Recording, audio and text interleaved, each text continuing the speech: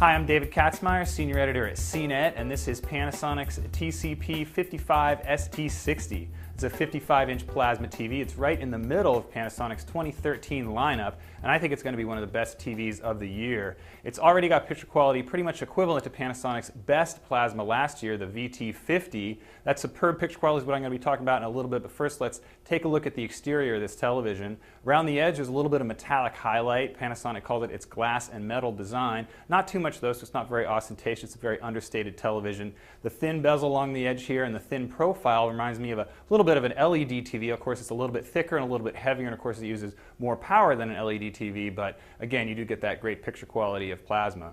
Below the panel is this glossy black stand. It does have a nice low profile, but it doesn't have a swivel. Around back, the selection of inputs is pretty standard. You got 3 HDMI. There's also a pair of USB inputs. I do like the SD card slot, a rare addition that allows you to display those digital photos directly from your camera.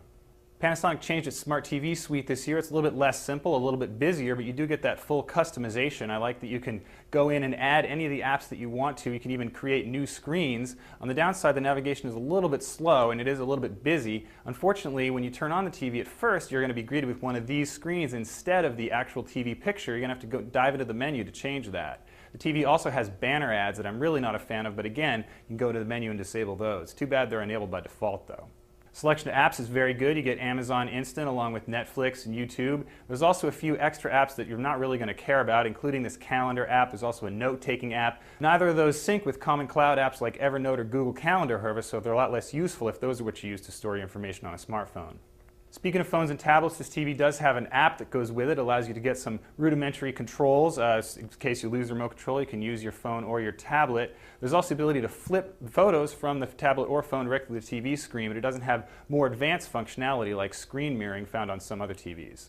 The TV also supports the full HD 3D standard, which means if you want to buy extra glasses, you won't have to pay the $80 for these Panasonics. You can actually get glasses from third-party manufacturers as cheap as $20 from Samsung. Moving on to the picture, that's really the best thing about the ST60. There's plenty of controls to adjust it. In fact, this year Panasonic added a color management system as well as 10-point gamma and grayscale. I used those in the lab to really hone this TV's picture to, again, superb quality. The real strength here is black levels. This TV can produce a really deep, inky shade of black. The shadow detail is also extremely good. With those controls, color can be extremely accurate, and we also appreciated this TV's ability to reject ambient light. It's got a nice dark coating on the screen, so in a bright room it really does stand up really well. That's one of the main differences between it and the step-down S60 series. On the downside, the 3D wasn't that great, but who really cares about 3D picture quality anyway? All told, the Panasonic ST60 is an affordable, premium performing television, and I think it's going to be one of the best of 2013. I'm David Katzmeyer for CNET.